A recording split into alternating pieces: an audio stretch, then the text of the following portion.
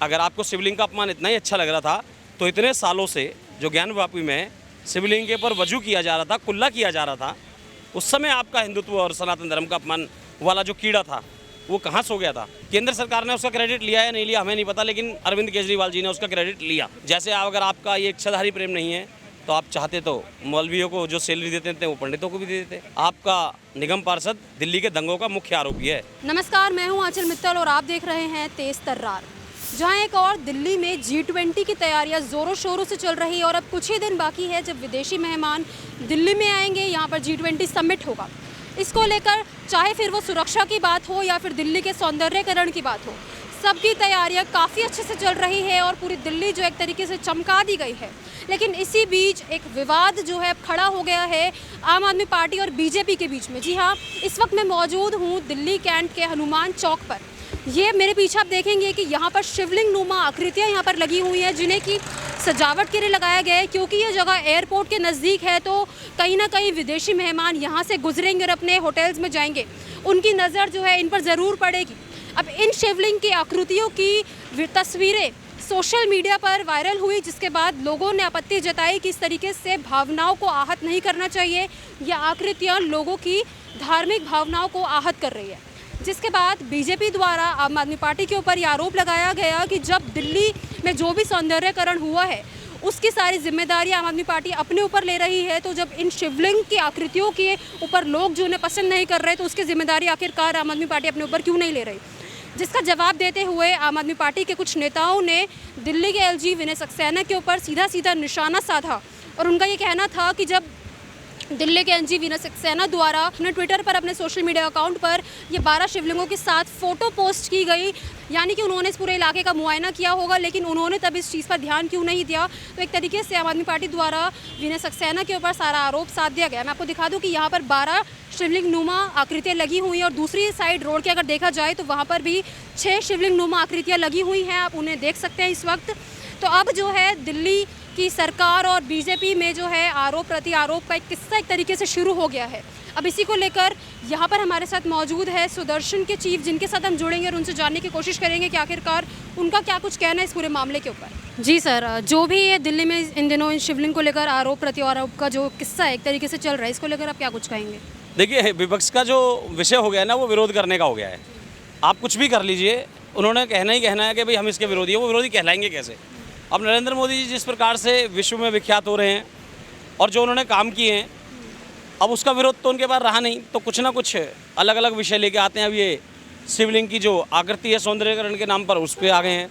अगर उन्हें शिवलिंग के अपमान से इतना ही प्यार था तो ज्ञानव्यापी में समर्थन क्यों नहीं दिया उन्होंने? अपना खुद का ही दोगला चरित्र, अपना चेहरा ये दिखाए जाते हैं बार बार, और विरोध की भी एक हद होती है। अभी सभी को पता है कि देश के अंदर 6-7 दिन बाद, बल्कि 5 ही दिन रह गए हैं, 5 दिन रह गए हैं, भारत के अंदर G20 का सम्मेलन होने वाला है और उसकी अध्यक्षता गर्व की बात है कि भारत कर रहा है। ऐसे में अपने राजनीतिक द्वेष, विरोध ये भूलकर उनके स्वागत की तैयारी में आप सरकार से बोलिए ना कि हम आपकी क्या मदद कर सकते हैं। देखिए, बड़ा खाली नीचे दिखाकर ही नहीं हुआ जाता है, बड़ा ऐसे भी हुआ जाता है कि हम किसी काम में, अच्छे काम में हम उसका सहयोग करें, लेकिन सहयोग हमने करना नहीं, हमें तो खाली विरोध करना है। हमने ये मानसिकता बना ली है। आज आप लोग आते बैठते कि G20 के लिए हम आपकी क्या मदद कर सकते हैं, हमारी सरकार या हमारा वॉलंटियर आपकी क्या मदद कर सकता है, ऐसे काम करके भी आप बड़े बन सकते थे, लोगों की नज़र में अच्छे बन सकते थे। लेकिन आपने अब कह रही धार्मिक आकृतियों को लेकर, प्रतिचिन्हों को लेकर ही विरोध चालू कर दिया। अगर आपको शिवलिंग का अपमान इतना ही अच्छा लग रहा था तो इतने सालों से जो ज्ञानवापी में शिवलिंग के ऊपर वजू किया जा रहा था, कुल्ला किया जा रहा था, उस समय आपका हिंदुत्व और सनातन धर्म का अपमान वाला जो कीड़ा था वो कहाँ सो गया था? आप आते ना रोड पर।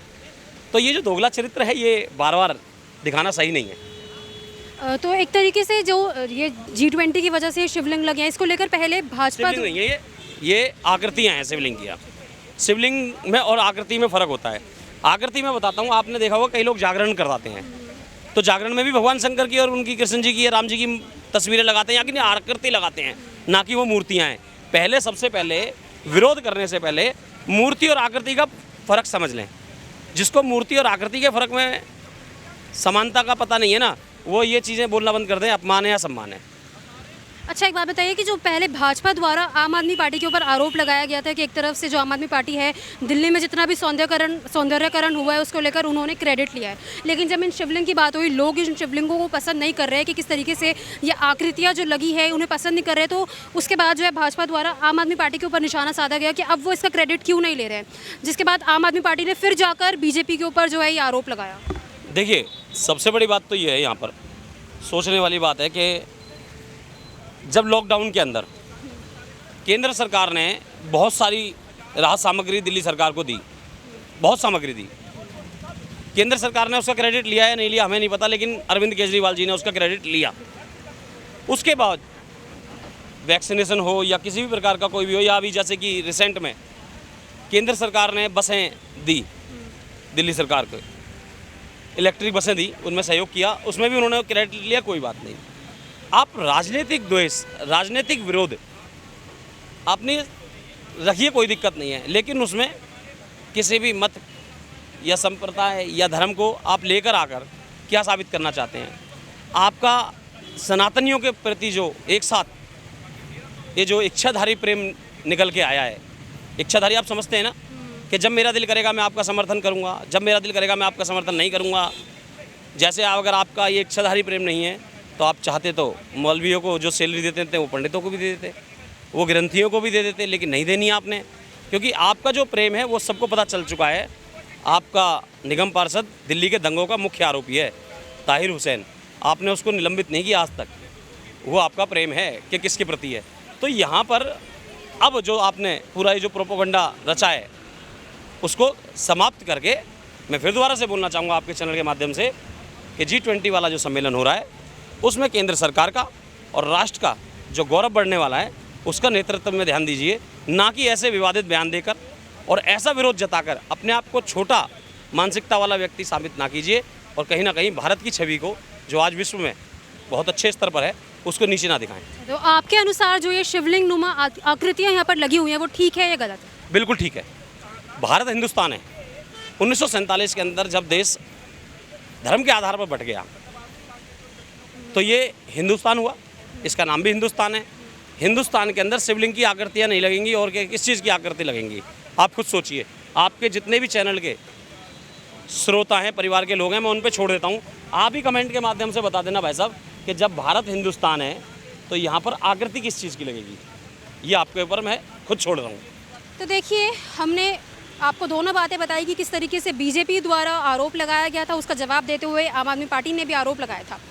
अब इस पूरे मामले को लेकर आप क्या कुछ कहना चाहेंगे? क्या यहाँ पर जो शिवलिंग नुमा आकृतियाँ यहाँ पर लगी है जिन्हें हम देख भी पा रहे हैं, क्या उनसे आपको आपत्ति है? क्या आपको वो लगता है कि ये ठीक है या ये गलत है? क्योंकि दिल्ली के एलजी विनय सक्सेना द्वारा यही कहा गया था कि भारत में कलाकृति दिखाने के लिए उन्होंने ये लगाया ताकि जो भी विदेशी मेहमान बाहर से आएंगे उन्हें ये देखकर कहीं ना कहीं हिंदुस्तान के बारे में पता चले, यहाँ की संस्कृति के बारे में पता चले। लेकिन इस पर आम आदमी पार्टी ने आरोप जताया और उनका ये कहना था कि इन शिवलिंग के ऊपर हम देख पाएंगे कि उनका ये कहना था कि शिवलिंग के ऊपर कहीं ना कहीं गंदा पानी होगा, जिस कारण ये एक तरीके का अपमान है। अब इस तरीके का आरोप प्रत्यारोप का किस्सा दोनों पार्टियों के बीच में चल रहा है और G20 को अब बस कुछ ही दिन रह गए हैं। तो इस बीच में अब ये आरोप प्रत्यारोप का किस्सा कितना ठीक है, या फिर अब आपको क्या लगता है जो यहाँ पर शिवलिंग नुमा आकृतियाँ लगी हुई है कहाँ तक ठीक है? अपनी राय हमारे साथ कमेंट बॉक्स में ज़रूर शेयर करें। कैमरा पर्सन जगजीत सिंह के साथ मैं आंचल मित्तल। अगर आपको हमारी ये वीडियो पसंद आई हो तो इसे लाइक एंड शेयर करना बिल्कुल न भूलें। इसके साथ ही हमारे चैनल को ज़रूर सब्सक्राइब करें और हाँ, बेल आइकन भी ज़रूर दबाएं ताकि दिल्ली से जुड़ी तमाम खबरों की नोटिफिकेशन सबसे पहले आप